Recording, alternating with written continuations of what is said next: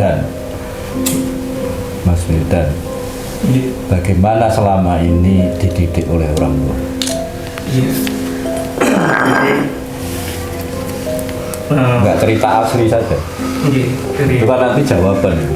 Bapak-bapak ini kan apa namanya resah bagaimana mendidik anak agar jadi anak yang baik, anak yang soleh, anak yang taat pada orang tua, agama.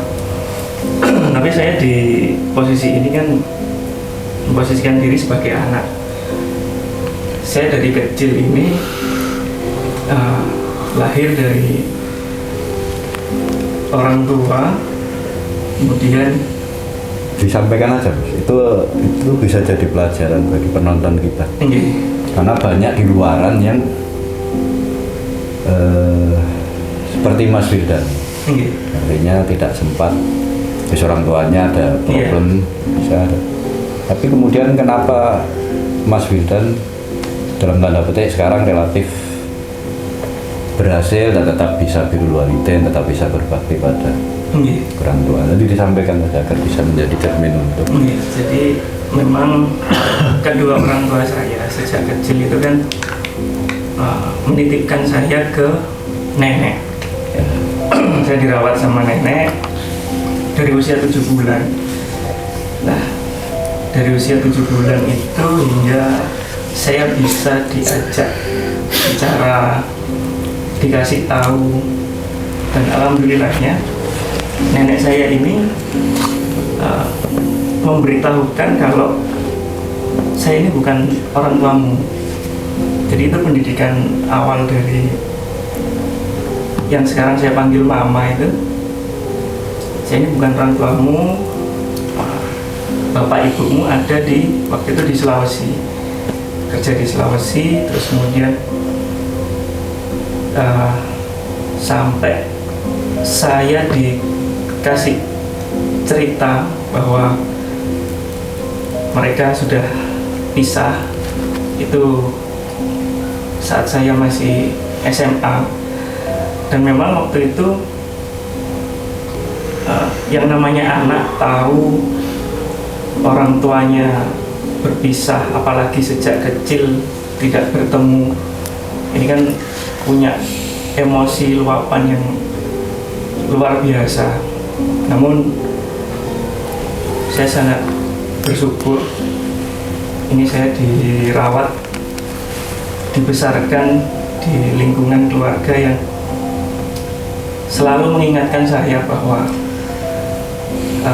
apa yang terjadi sama orang tua saya itu mungkin bukan kehendak masing-masing. Jadi mungkin ini sudah takdir dari Tuhan. Dan dari situ justru saya belajar. Di situ saya belajar ternyata orang tua saya yang mendidik saya itu tidak secara langsung. Jadi melalui kejadian-kejadian yang saya terima gitu. Jadi katakanlah untuk bagaimana saya mengetahui sosok seorang ayah itu seperti apa. Yang saya dalam perjalanan itu saya sering menerka-nerka.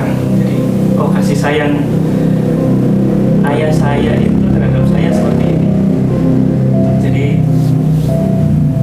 mama saya selalu memberitahukan kalau gimana kamu ini masih punya orang tua. Dari situ saya tersadar kalau ya mungkin bentuk kusnudon gitu. Oh ternyata bapak saya itu mendidik saya dengan peristiwa-peristiwa seperti ini, kerasnya seperti ini, tanpa jangankan menyentuh, tanpa melihat bahkan. Jadi saya itu bahkan mencari ayah saya, karena kan saya lost kontak dengan ayah ibu itu hampir 15-18 tahun.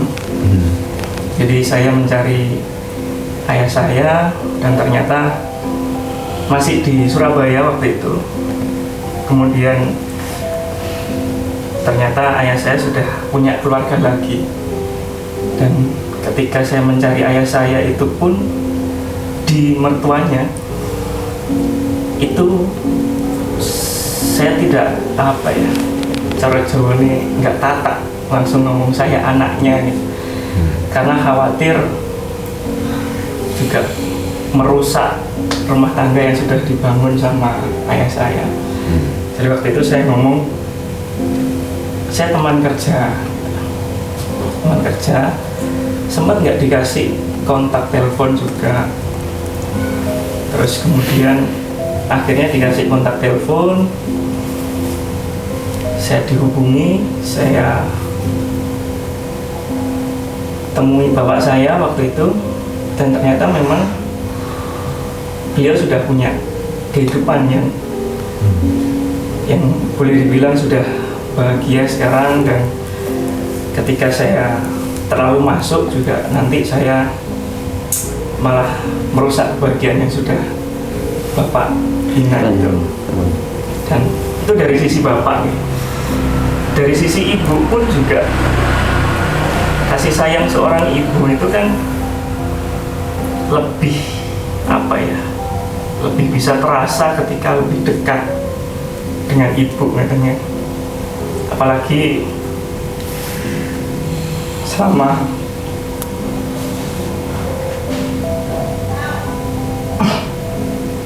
ya apa-apa, dilepaskan saja. Selama perjalanan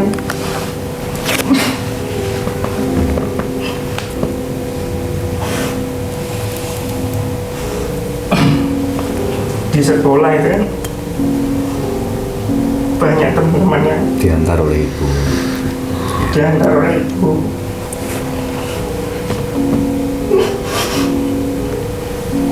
Umur berapa itu? Jadi saya udah nggak ketemu ibu ya, terakhir itu TK Pak.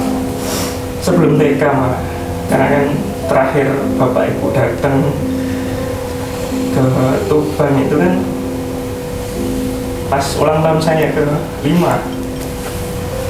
Setelah itu masih telepon tapi untuk datang itu juga mulai jarang gitu. Jadi ketika lost kontak dengan bapak itu kan 15-18 tahun. Kalau sama ibu lebih dari itu.